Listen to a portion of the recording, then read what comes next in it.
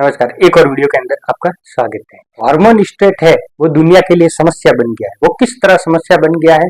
क्योंकि hormone state से जो जहाज निकल रहे थे वो रास्ता बंद होने पर 3200 जहाज है वो अटके हुए हैं। उसके अंदर तेल भरा हुआ है, गैस भरे हुए हैं, वो वहां पर खड़े हुए हैं। उसके अंदर लगभग 50,000 जो मेंबर्स है, नाविक चलाने वाले स्टाफ है, वो फंसा हुआ है। वो वहां से निकल नहीं पा रहा है। और इंश्योरेंस कंपनियां है वो भी रिस्क नहीं ले रही है कि ऑयल का भी नुकसान होगा और इंसानी जान का भी नुकसान होगा। तो इस तरह से जो 3200 जहाज फंसे हुए हैं और 50,000 लोगों की जिंदगी दांव पर लगी हुई है और बिलियंस ऑफ डॉलर का ऑयल और गैस उन जहाजों के अंदर भरा हुआ है। तो एक भी मिसाइल उन जहाजों पर गिरती है तो ये दुनिया के लिए त्रासदी साबित होगा। वो ऑयल वहां पर समुद्र के पानी के अंदर फैल जाएगा। और ये जो खाड़ी के देश है, कतर है, सऊदी अरब है, ये लोग समुद्र के पानी को फिल्टर करके पीते हैं। तो वो ऑयल वहां पर पानी में घुल गया तो उन देशों के लिए समस्या खड़ी हो जाएगी। वैसे ही जो समुद्र का पानी बहुत खारा होता है, उसको पीने के लायक बनाने के लिए बहुत सारा उनको खर्चा करना पड़ता है।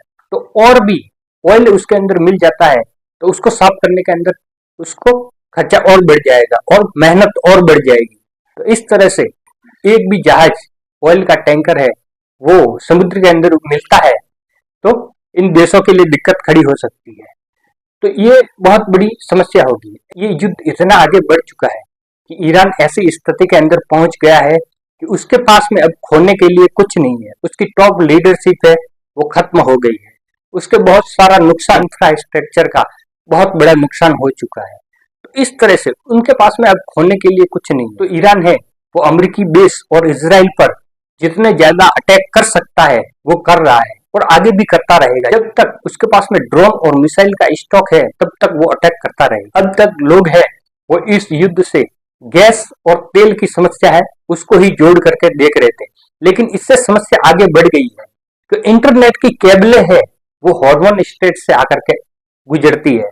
तो ईरान है अगर उन केबलों को काट देता है तो एशिया के अंदर जो पूर्वी एशिया के देश है उनके अंदर इंटरनेट की समस्या खड़ी हो जाएगी। और फर्टिलाइजर है उसकी दिक्कत भी खड़ी हो रही है क्योंकि फर्टिलाइजर बनाने के लिए एलएनजी जैसी गैस जिससे ये केमिकल्स वगैरह बनते हैं वो भी इसके अंदर यूज होती है। फर्टिलाइजर्स भी 25 से 30% इन देशों के अंदर से दुनिया को निर्यात किया जाता है। आने वाले दिनों के अंदर समस्या खड़ी हो जाएगी क्योंकि किसानों को खाद नहीं मिलेगा। और वहां से जो इंटरनेट की केबलें गुजर रही है अगर उसको ईरान काट देता है तो एशिया वाले जो ये देश है, भारत, पाकिस्तान, बांग्लादेश, श्रीलंका, इस तरफ इस रीजन के अंदर इंटरनेट की समस्या खड़ी हो जाएगी। तो ये भी बहुत बड़ी समस्या है। फर्टिलाइजर किसानों को इस वक्त नई फसल की बुवाई है वो होने वाली है तो फर्टिलाइजर की भी कमी हो जाएगी। ये युद्ध अब दुनिया की अर्थव्यवस्था के लिए घातक सिद्ध हो रहा है। पहले गैस की इस समस्या उत्पन्न हुई, फिर ऑयल की समस्या उत्पन्न हुई, फिर फर्टिलाइजर की समस्या हुई, अब इंटरनेट की भी समस्या उत्पन्न हो सकती है। इस तरह से अब जो अमेरिका ने एक तरफा सीज फायर किया है कि हम ईरान के पावर प्लांट पे अटैक नहीं करेंगे, तब तक ईरान रुका हुआ है कि इन जो खाड़ी के देश है उनके पानी के फिल्टर प्लांट है उन पर अटैक नहीं करेगा। अगर ईरान के पावर प्लांट पे अटैक हो जाता है तो ईरान सीधा इन देशों के जो पानी के फिल्टर प्लांट है उन पर अटैक करेगा। अगर उन पर अटैक करता है, उनको नष्ट कर देता है तो 80 से 90% ये समुद्री पानी को फिल्टर करके पीते हैं। तो उन लोगों के पीने की पानी की भी बहुत बड़ी समस्या हो जाएगी। जो खाड़ी के देश है, कतर, सऊदी अरब, यूएई, ओमान, इन देशों के फिल्टर प्लांट अगर नष्ट हो जाते हैं तो यहाँ पर जो लोग रह रहे हैं उनकी जिंदगियां खतरे के अंदर पड़ जाएगी।